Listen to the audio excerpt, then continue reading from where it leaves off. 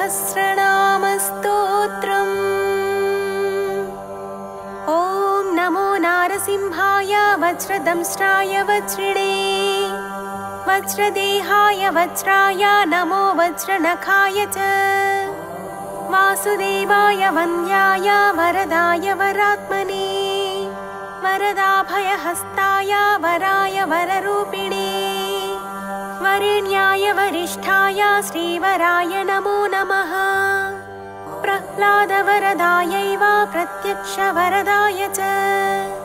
परात्परपरेशाय पवित्राय पिनाकिने पावनाय प्रसन्नाय पासिने पापहारिणे पुरुष्टुताय पुण्याय पुरुहूताय ते नमः। तत्पुरुषाय तथ्याय पुराणपुरुषाय च पुरोधसे पूर्वजाय पुष्कराक्षाय ते नमः। पुष्पहासाय हासाय महाहासाय शाङ्गिणे सिंहाय सिंहराजाय जगद्वस्याय ते नमः। अट्टहासाय रोषाय जलवासाय ते नमः। भूतावासाय भूसाय श्रीनिवासाय खड्गिने खड्गजिह्वाय सिंहाय खड्गवासाय ते नमः। नमो मूलाधिवासाय धर्मवासाय धन्विने धनञ्जयाय धन्याय नमो मृत्युञ्जयाय च शुभञ्जयाय सूत्राय नमः शत्रुञ्जयाय च निरञ्जनाय नीराय निर्गुणाय गुणाय च निष्प्रपञ्चाय निर्वाणप्रदाय निबिडाय च निरालम्बाय नीलाय निष्कलाय कलाय च निमेषाय निबन्धाय निमेषगमनाय च निद्वन्द्वाय निरासाय निश्चयाय निराय च निर्मलाय निबन्धाय निर्मोहाय निराकृते नमो नित्याय सत्याय सत्कर्मनिरताय च सत्यध्वजाय मुञ्जाय मुञ्जकेशाय केशिने हरीशाय च शेषाय गुडाकेशाय वै नमः। सुकेशायोध्वकेशाय केशिसंहारकाय च जलेशाय स्थलेशाय पद्मेशायोग्ररूपिणे कुशेशयाय कूलाय केशवाय नमो नमः। सूक्तिकर्णाय सूक्ताय रक्तजिह्वाय रागिणे दीप्तरूपाय दीप्ताय प्रदीप्ताय प्रलोभिने प्रच्छिन्नाय प्रबोधाय प्रभवे विभवे नमः। प्रभञ्जनाय पान्थाय प्रमाय प्रमिताय च प्रकाशाय प्रतापाय प्रज्वलायोज्ज्वलाय च ज्वालामालास्वरूपाय ज्वलज्जिह्वाय ज्वालिने महोज्ज्वलाय कालाय कालमूर्तिधराय च कालान्तकाय कल्पाय कलनाय कृते नमः। कालचक्राय शक्राय वशचक्राय चक्रिणे अक्रूराय कृतान्ताय विक्रमाय क्रमाय च कृत्तिने कृत्तिवासाय कृतज्ञाय कृतात्मने संक्रमाय च क्रुद्धाय क्रान्तलोकत्रयाय च अरूपाय स्वरूपाय हरये परमात्मने अजयायादिदेवाय अक्षयाय क्षयाय च अघोराय सुघोराय घोरघोरतराय च नमोस्त्वघोरवीर्याय लसद्घोराय ते नमः। घोराध्यक्षाय दक्षाय दक्षिणार्याय सम्भवे अमोघाय गुणौघाय अनघाय घहारिणे मेघनादाय नादाय तुभ्यं मेघात्मने नमः। मेघवाहनरूपाय मेघश्यामाय मालिने व्यालयज्ञोपवीताय व्याघ्रदेहाय वै नमः। व्याघ्रपादाय च व्याघ्रकर्मिणे व्यापकाय च विकटास्याय वीराय विष्टरस्रवसे नमः। विकीर्णनखदंष्ट्राय नखदंष्ट्रायुधाय च विश्वक्सेनाय सेनाय विह्वलाय बलाय च विरूपाक्षाय वीराय विशेषाक्षाय साक्षिणे वीतशोकाय विस्तीर्णवदनाय नमो नमः विधानाय विधेयाय विजयाय जयाय च विबुधाय विभावाय नमो विश्वम्भराय च वीतरागाय विप्राय विटङ्कनयनाय च विपुलाय विनीताय विश्वयोने नमो नमः विडम्बनाय वित्ताय विश्रुताय वियोनये विह्वलाय विवादाय नमो व्याहृतये नमः विलासाय विकल्पाय महाकल्पाय ते नमः बहुकल्पाय कल्पाय कल्पातीताय शिल्पिने कल्पनाय स्वरूपाय फलितल्पाय वै नमः तटिप्रभाय ताक्ष्याय तरुणाय तरस्विने तपराय तरक्षाय तापत्रयहराय च तारकाय तमोज्ञाय तत्त्वाय च तपस्विने तक्षकाय तनुत्राय तटिने तरलाय च शतरूपाय शान्ताय शतधाराय ते नमः शतपत्राय ताक्षाय स्थितये शतमूर्तये शतक्रतुस्वरूपाय शाश्वताय शतात्मने नमः सहस्रशिरसे सहस्रवदनाय च सहस्राक्षाय देवाय दिशश्रोत्राय ते नमः नमः सहस्रजिह्वाय महाजिह्वाय ते नमः सहस्रनामधेयाय सहस्राक्षिधराय च सहस्रबाहवे तुभ्यं सहस्रचरणाय च सहस्रार्कप्रकाशाय सहस्रायुधधारिणे नमः स्थूलाय सूक्ष्माय ससूक्ष्माय नमो नमः सुक्षुण्णाय सुभिक्षाय सूर्याध्यक्षाय सौरिणे धर्माध्यक्षाय धर्माय लोकाध्यक्षाय वै नमः प्रजाध्यक्षाय शिक्षाय विपक्षक्षयमूर्तये कालाध्यक्षाय तीक्ष्णाय मूलाध्यक्षाय ते नमः अधोक्षजाय मित्राय सुमित्रवरुणाय च शत्रुघ्नाय विज्ञाय विघ्नकोटिहराय च रक्षोज्ञाय तमोज्ञाय भूतज्ञाय नमो नमः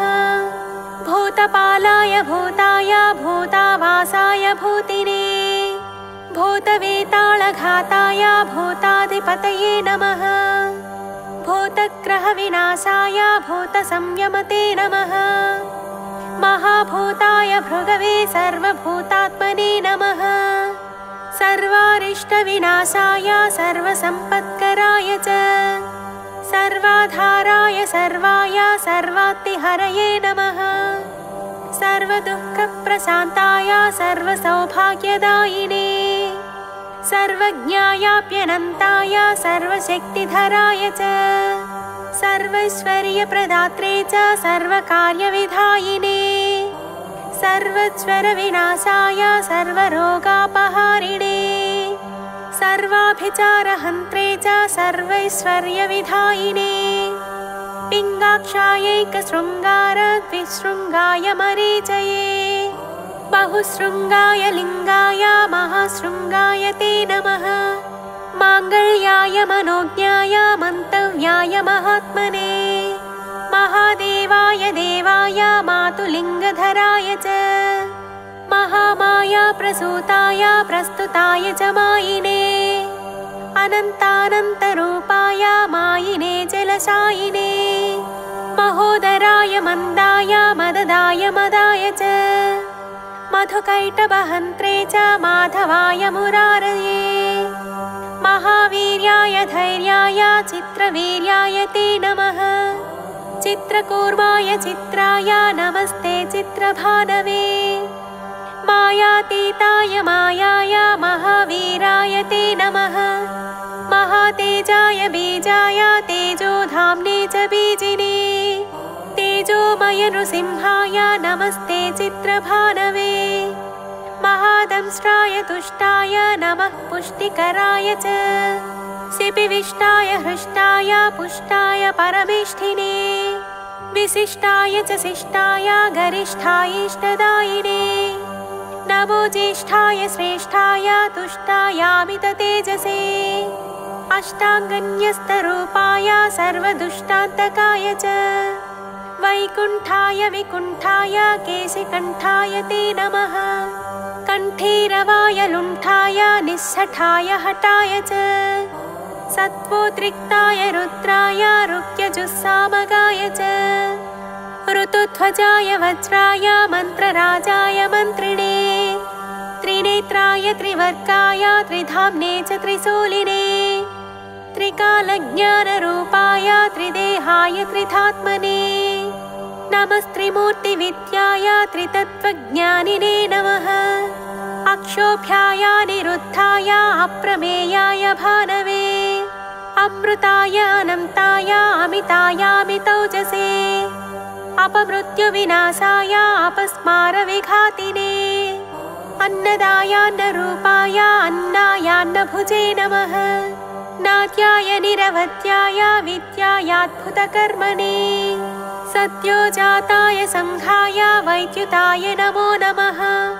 अध्वातीताय सत्त्वाय वागतीताय वाग्मिने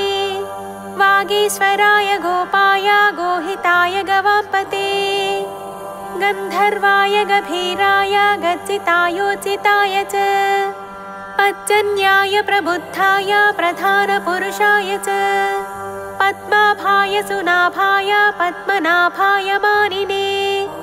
पद्मनेत्राय पद्माय पद्मायाक्पतये नमः। पद्मोदराय पूताय पद्मकल्पोद्भवाय च नमो हृत्पद्मवासाय भूतद्मोद्धरणाय च सप्तब्रह्मस्वरूपाय ब्रह्मरूपधराय च ब्रह्मणे ब्रह्मरूपाय पद्मनेत्राय ते नमः। ब्रह्मदाय ब्रह्मणाय ब्रह्मब्रह्मात्मने नमः। सुब्रह्मण्याय देवाय ब्रह्मण्याय त्रिवेदिने परब्रह्मस्वरूपाय पञ्चब्रह्मात्मने नमः। नमस्ते ब्रह्मशिरसे तथा स्वशिरसे नमः। अथर्वशिरसे नित्यमसनिप्रमिताय च नमस्ते तीक्ष्णदंष्ट्राय लोलाय ललिताय च लावण्याय लवित्राय नमस्ते भासकाय च लक्ष्मणज्ञाय लक्ष्याय लक्षणाय नमो नमः। लसद्दीप्ताय लिप्ताय विष्णवे प्रभविष्णवे वृष्णिमूलाय कृष्णाय श्रीमहाविष्णवे नमः। पश्यामि त्वां महासिंहं हारिणं वनमालिनं किरीटिनं कुण्डलिनं सर्वाङ्गं सर्वतोमुखम् सर्वतः पाणिपादोरः सर्वतोक्षिशिरोमुखम् सर्वेश्वरं सदा तुष्टं समर्थं समरप्रियं बहुयोजनविस्तीर्णं बहुयोजनमायतं बहुयोजनहस्ताङ्घ्रिं बहुयोजननासिकं महारूपं महावक्त्रं महादंष्ट्रं महाभुजं महानादं महारौद्रं महाकायं महाबलम् आनाभे ब्रह्मणो रूपमागलाद्वैष्णवं तथा आसीर्षात्रुद्रमीशानं तदग्रे सर्वतः शिवम् नमोऽस्तु नारायण नारसिंह नमोऽस्तु नारायण वीरसिंह नमोऽस्तु नारायण क्रूरसिंह नमोऽस्तु नारायण दिव्यसिंह नमोऽस्तु नारायण व्याघ्रसिंह नमोऽस्तु नारायण पुच्छसिंह नमोऽस्तु नारायण पूर्णसिंह नमोऽस्तु नारायण रौद्रसिंह नमो नमो भीषणभद्रसिंह नमो नमो विह्वलनेत्रसिंह नमो नमो बृंहितभूतसिंह नमो नमो निर्मलचित्रसिंह नमो नमो निश्चितकालसिंह नमो नमः कल्पितकल्पसिंह नमो नमो कामदकामसिंह नमो नमस्ते भुवनैकसिंह भविष्णुस्त्वं सहिष्णुस्त्वं भ्राहिष्णुश्चिष्णुरेव च पृथिवीमन्तरिक्षं त्वं पर्वतारण्यमेव च कलाकाशविलिप्तस्त्वं मुहूर्तप्रहरादिकम् अहोरात्रं त्रिसन्ध्या च पक्षमासत्तु वत्सराः युगादिर्युगभेदस्त्वं संयुगो युगसन्धयः नित्यं नैमित्तिकं दैनं महाप्रलयमेव च करणं कारणं कर्ता भर्ता हर्ता त्वमीश्वरः सत्कर्ता सत्कृतिर्गोप्ता सच्चिदानन्दविग्रहः प्राणस्त्वं प्राणिनां प्रत्यगात्मात्वं सर्वदेहिनां सुज्योतिस्त्वं परञ्ज्योतिरात्मज्योतिः सनातनः ज्योतिर्लोकस्वरूपस्त्वं ज्ञोज्योतिर्ज्योतिषापतिः स्वाहाकारः स्वधाकारो वषट्कारः कृपाकरः हन्तकारो निराकारो वेगाकारश्च शङ्करः अकारादिहकारान्त ओङ्कारो लोककारकः एकात्मा त्वमनेकात्मा चतुरात्मा चतुर्भुजः चतुर्मूर्तिश्चतुर्दंष्ट्रश्चतुर्वेदमयोत्तमः लोकप्रियो लोकगुरुर्लोकेशो लोकनायकः लोकसाक्षी लोकपतिर्लोकात्मा लोकलोचनः लोकाधारो बृहल्लोको लोकालोकमयो विभुः लोककर्ता विश्वकर्ता कृतावत्तः कृतागमः अनादिस्त्वमनन्तस्त्वमभूतो भूतविग्रहः स्तुतिस्तुत्यस्तव प्रीतस्तोतानेतानियामकः त्वं गतिस्त्वं मतिर्मह्यं पिता माता गुरुः सखा सुहृदश्चात्मरूपस्त्वं त्वां विना नास्ति मे गतिः नमस्ते मन्त्ररूपाय अस्त्ररूपाय ते नमः बहुरूपाय रूपाय पञ्चरूपधराय च भद्ररूपाय रूढाय योगरूपाय योगिने समरूपाय योगाय योगपीठस्थिताय च योगगम्याय सौम्याय ध्यानगम्याय ध्यायिने ध्येयगम्याय धाम्ने च धामाधिपतये नमः धराधराय धर्माय धारणाभिरताय च नमो धात्रे च संधात्रे विधात्रे च धराय च दामोदराय दान्ताय दानवान्तकराय च नमः संसारवैद्याय भेषजाय नमो नमः शेरध्वजाय सीताय वाताय प्रमिताय च सारस्वताय संसारनाशनाय क्षमालिने असिचर्मधरायैव षट्कर्मनिरताय च सुशर्मणे मन्मथाय नमो वर्माय वर्मिणे करिचर्मवसानाय करालवदनाय च कवये पद्मगर्भाय भूतगर्भघृणानिधे ब्रह्मगर्भाय गर्भाय बृहद्गर्भाय धूचटे नमस्ते विश्वगर्भाय श्रीगर्भाय जितारये नमो हिरण्यगर्भाय हिरण्यकवचाय च हिरण्यवर्णदेहाय हिरण्याक्षविनाशिने हिरण्यकशिपोर्हन्त्रे हिरण्यनयनाय च हिरण्यरेतसेतुभ्यं हिरण्यवदनाय च नमो हिरण्यशृङ्गाय निःशृङ्गाय च शृङ्गिणे भैरवाय सुकेशाय भीषणायान्त्रमालिने चण्डाय रुण्डमालाय नमो दण्डधराय च अखण्डतत्त्वरूपाय कमण्डलुधराय च नमस्ते खण्डसिंहाय सत्यसिंहाय ते नमः नमस्ते श्वेतसिंहाय पीतसिंहाय ते नमः नीलसिंहाय नीलाय रक्तसिंहाय ते नमः नमो हारित्रसिंहाय धूम्रसिंहाय ते नमः मूलसिंहाय मूलाय बृहत्सिंहाय ते नमः पातालस्थितसिंहाय नमः पर्वतवासिने नमो जलस्थसिंहाय अन्तरिक्षस्थिताय च कालाग्निरुद्रसिंहाय चण्डसिंहाय ते नमः अनन्तसिंहसिंहाय अनन्तगतये नमः नमो विचित्रसिंहाय बहुसिंहस्वरूपिणे अभयङ्करसिंहाय नरसिंहाय ते नमः नमोऽस्तु सिंहराजाय नारसिंहाय ते नमः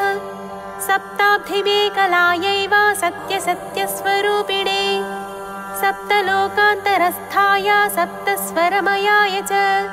सप्ताचेरूपदंष्ट्राय सप्तास्वरधरूपिणे सप्तवायुस्वरूपाय सप्तच्छन्दोमयाय च स्वच्छाय स्वच्छरूपाय स्वच्छन्दाय च ते नमः श्रीवत्साय सुवेशाय श्रुतये श्रुतिमूर्तये शुचिश्रवाय शूराय सुप्रभाय सुधन्विने शुभ्राय सुरनाथाय सुप्रभाय शुभाय च सुदर्शनाय सूक्ष्माय निरुक्ताय नमो नमः सौरभाय स्वभावाय भवाय विभवाय च सुशाखाय विशाखाय सुमुखाय मुखाय च सुनखाय सुदंष्ट्राय सुरथाय सुधाय च सांख्याय सुरमुख्याय प्रख्याताय प्रभाय च नमः खट्वाङ्गहस्ताय खेटमुत्करपाणये खगेन्द्राय मृगेन्द्राय नागेन्द्राय धृडाय च नागकेयूरहाराय नागेन्द्राय घमर्दिने नदीवासाय नज्ञाय नानारूपधराय च नागेश्वराय नागाय नमिताय नराय च नागान्तकरथायैव नरनारायणाय च नमो मत्स्वस्वरूपाय कच्छपाय नमो नमः